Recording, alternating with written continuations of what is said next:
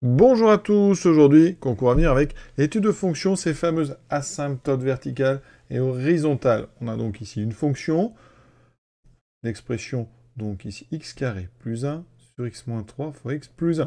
Et on a deux valeurs interdites, on les voit bien, il y a 3 et moins 1. La question c'est combien d'asymptotes verticales ou horizontales la courbe a-t-elle? C'est une question piège. Hein. Un élève, finalement, si on va sans trop réfléchir, qu'est-ce qu'on peut se dire? On va aller regarder les limites. Hein. Donc en plus l'infini et moins l'infini, on va regarder ça tout de suite. On va voir qu'il y a une asymptote horizontale, qui est la même qu'il y a pour l'équation y égale 1. Pourquoi? Pour avoir la limite, donc ici j'ai x carré plus 1. Si je développe, j'ai x2, donc moins 2x moins 3. J'ai développé rapidement. Donc pour avoir la limite en plus infini, vous voyez qu'on a une forme indéterminée, donc vous êtes habitué, on factorise par x2 en haut et en bas. Évidemment, on va considérer que x est positif, ou non nul en tout cas, puisqu'on va le prendre assez grand. Donc je peux factoriser par x2. J'aurai donc 1 plus 1 sur x2, et ici 1 moins 2 sur x moins 3 sur x2. Et on simplifie.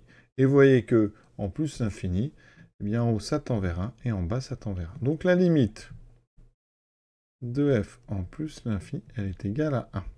Si on regarde en moins l'infini, cette transformation est tout aussi valable. J'ai pris x différent de 0. Et la limite de f en moins l'infini, c'est 1. Donc là, vous avez, en fait, comme la limite est finie en plus l'infini ou en moins l'infini, on a une asymptote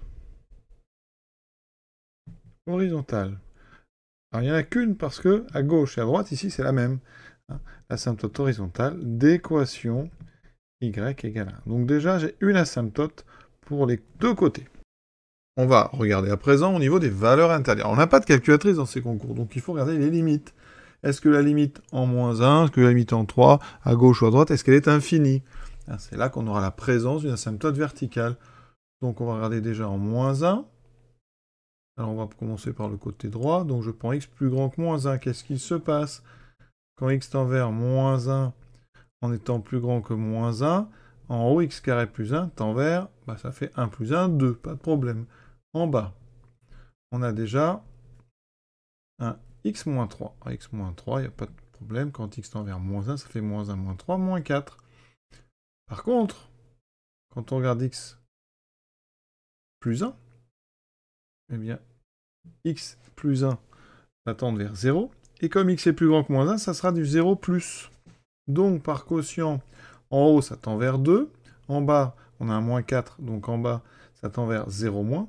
Ça veut dire que la limite de f donc de f de x, quand x tend vers moins 1 en étant plus grand que moins 1, ça sera donc du 2 sur 0 moins. 2 sur 0 moins, ça fait moins l'infini. Et donc là, eh bien, ça veut dire qu'on a une asymptote verticale. Ce n'est même pas la peine de regarder le côté gauche. On a ici une asymptote verticale d'équation, donc je vais l'appeler delta prime, d'équation x égale moins 1. Ça nous fait déjà deux asymptotes verticales. Enfin, deux asymptotes, une horizontale, une verticale. Et maintenant, je vais regarder en 3. En 3, on va regarder d'abord du côté droit, encore une fois. Je prends donc x plus grand que 3, c'est-à-dire ce qu'on appelle 3 plus. La limite, quand x tend vers 3 en étant plus grand que 3, alors on va commencer comme tout à l'heure par le haut. Le numérateur, ça fait 9 et 1, 10, donc c'est positif. La limite de x plus 1, ça ne pose aucun souci. Quand x tend vers 3, ça va tendre vers 4. Et maintenant, je regarde le facteur qui est embêtant, c'est x moins 3. Ça tend bien sûr vers 0 quand x tend vers 3, mais x est plus grand que 3, donc x moins 3 est positif. Donc ça tend vers 0 plus. Et vous voyez qu'ici, cette fois-ci, par quotient, la limite de f de x quand x tend vers 3 en étant plus grand que 3, ça sera donc 10 sur 0 plus, ça sera donc plus l'infini. Et donc on a une asymptote verticale d'équation, alors je vais l'appeler delta prime, elle est delta seconde, elle est d'équation x égale 3.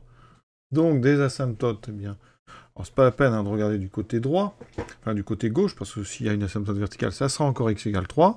Donc on a deux asymptotes, donc deux verticales et une horizontale, donc la bonne réponse, il y a donc 3 asymptotes. verticale ou horizontale. Et on a terminé cette question. À très bientôt.